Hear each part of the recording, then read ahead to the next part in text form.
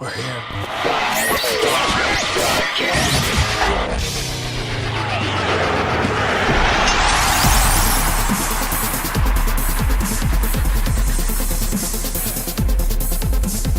Hello and welcome to another edition of 5-Star Broadcast. I'm Andy Peck. And I'm Angelo Parenti. And tonight's episode is titled Underrated. And we're going to be talking about a lot of guys that, maybe don't get the proper attention that they deserve in the WWE or aren't being used properly.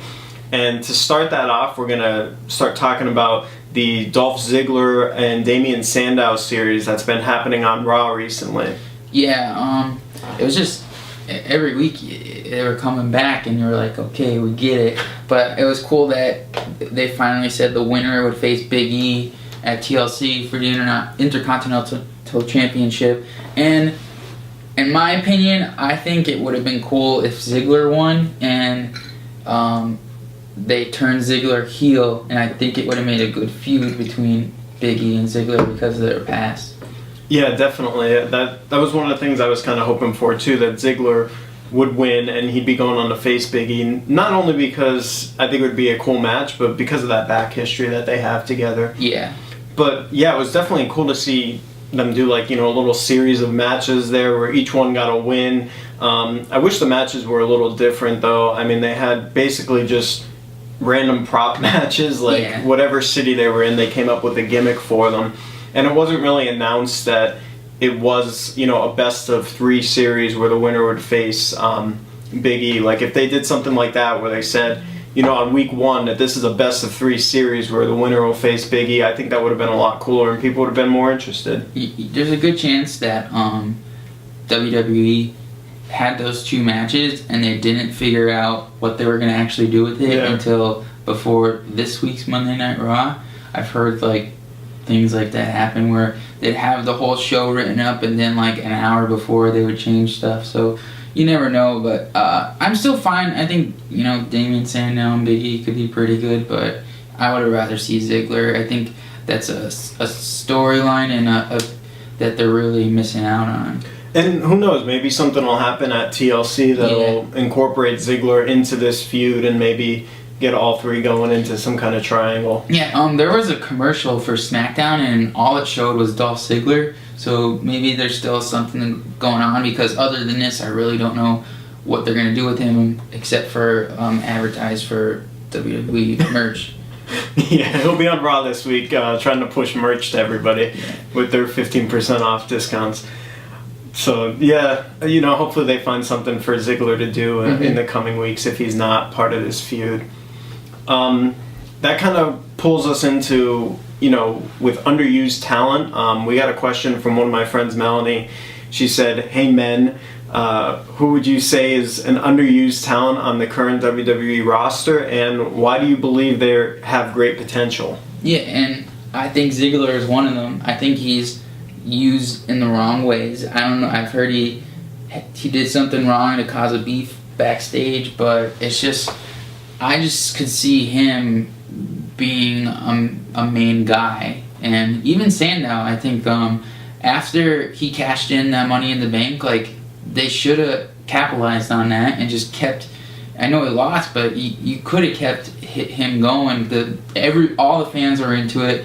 And he just went away again, Yeah, both of those guys. In one year, you had Dolph Ziggler. He was, he won the title, and probably one of the biggest moments of the year. Everybody was super excited. I was there. I lost my voice cheering for him. The place exploded. It was the loudest I've ever heard a crowd ever when his music hit. I mean, that was his night, and they really dropped the ball with him after that. I know he got injured, but I think there was more to it than that. And then the same with Sandow. Like you said, he had that moment. Everybody was behind him, even if he didn't win, which I don't necessarily think he should have, so I'm not going to argue that call. But they still had a lot of focus on him, and he was getting a strong push, and, it kind of backed off now. Maybe this, feud with him and Big E, that'll take off and do something. Yeah. And as far as anyone else, I mean, I enjoy. I think having the Real Americans as a tag team is cool, but I think Cesaro could be his own guy and do big things. But That was my next one, actually. Yeah. Cesaro, definitely. You know, I followed him in Ring of Honor, and the dude's amazing. I don't know why they aren't using him more. I mean, he's got the look that WWE wants. He could talk on the mic, and he's an awesome in-ring performer, and strong as hell too. Like, look at the moves he pulls off. I think they also pushed that big swing too much too fast. Like, he's already did that move to every single person on the roster. That would be impressive, right? Yeah. Like, who else? He could have saved that for a singles run and then done it against some of these bigger guys. And I feel like once they got that, it's like WWE was like, oh, let's just worry about the swing and not Cesaro. You know? Yeah, it was more of like the feat of seeing him do this swing instead of actually trying to build a character or anything. But if they do eventually break him out, I think he's going to be a huge star for them someday. I don't know. Yeah, I think maybe the only other person, I mean, I'm sure there's a bunch, but I haven't given up on him yet. I think there's still a chance for Ryback, even though he's just been put in such jobber positions. Yeah. But he's just got a good look, I think. He's massive, but I think maybe he's just used in the wrong way. I don't know. Maybe. I think if Goldberg comes back and we see Ryback versus Goldberg, I think that's going to be the end of Ryback. Because I don't see Goldberg coming back to lose. No. And I don't see Ryback, wanting to lose to Goldberg. So I think that's going to be the end of Ryback. I think Goldberg will come back and beat him, and then you're not going to see Ryback anymore. Oh, yeah. Didn't he just lose to, like, R-Truth or something, too? He lost to Big Show, and then, what happened on Raw this week? He lost to R-Truth, right? No, he was in a tag team with, what's his name? Kurt Hennig's kid? Oh, Curtis Axel. Curtis Axel, and I think they won. Oh, okay. But, oh, yeah, you're right. I'm thinking of the Tons of Funk match. Maybe that was it, because I remember when, Ryback was on, like, a roll, and I think he was a babyface then. Mm-hmm. I mean, he didn't say much, he didn't do this whole bully thing, and then... he was like Goldberg. He was coming out doing quick squash matches and beating everybody and just running through the talent.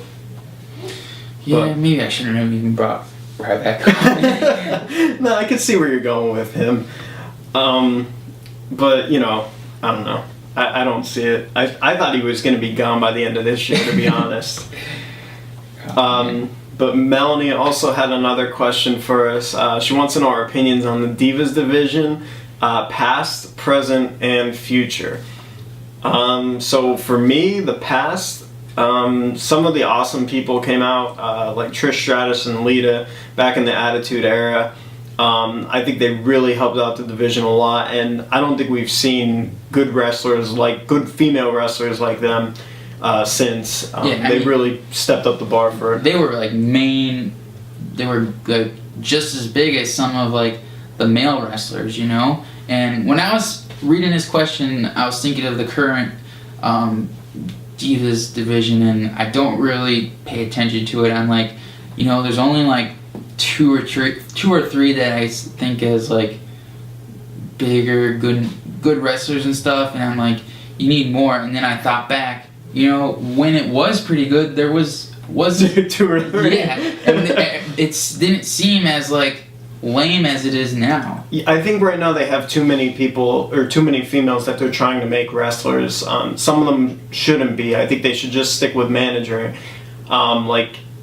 We'll say Summer Rae for right now. She's good, talented, but I don't think her in-ring performance is quite there yet. Leave her on NXT to, find her way and find her groove. The thing is, though, did you watch her on NXT at all? A little bit, yeah. Yeah, I think she's okay at wrestling. She has potential, but every time she's on Raw, it's just like they just have her dancing. Yeah, that's what I was gonna say. Like, I don't know if they're afraid to use her or what. Like, it's either just let her wrestle, and she doesn't have to dance anymore. If she's just in a match, and she's not with Fandango. Or incorporate some of the dance moves into her thing. Maybe that's what they're struggling with. That'd be cool. Yeah, but current division, I think there's AJ and Natalya. Yeah, AJ is definitely the best current female wrestler for me.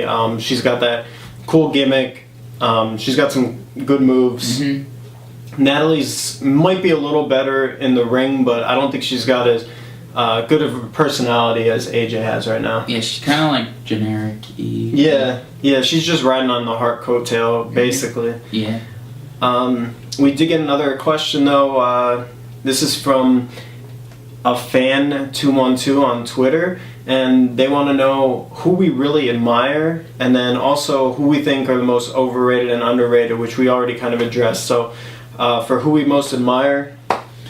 I don't want to steal yours, so just go, because I'm the same as you. Yeah, we kind of talked about this beforehand. For me, it's CM Punk, 100%. The dude basically is living out what I wanted my life to be, straight edge wrestler. He's into comics. I don't know what else I could say. He's into hardcore.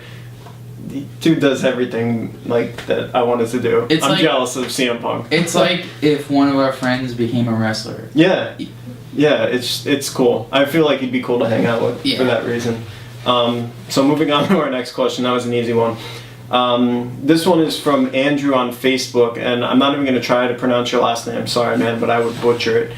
But Andrew wants to know, do you think WWE needs to push non-traditional champions to the top, like Kofi Kingston, Cody, Dean Ambrose, and Dolph Ziggler? We kind of touched on this earlier, and I think so. I think they really need to start pushing Ziggler, start pushing some of these smaller guys, even Damien Sandow. They had them going for a little bit and then pulled back on it. Yeah, I mean, if you're talking about like the WWE champ, and especially if there's only going to be one, WWE championship title after TLC, I could see Ziggler and maybe Cody, but for the ones you mentioned, I can't really see like Kofi, and I'm not sure. Not yet. Yeah. Kofi had that run where he was facing Orton a lot on Raw, and it seemed like they were kind of building him up. That was back in 2009 or 10, I can't remember.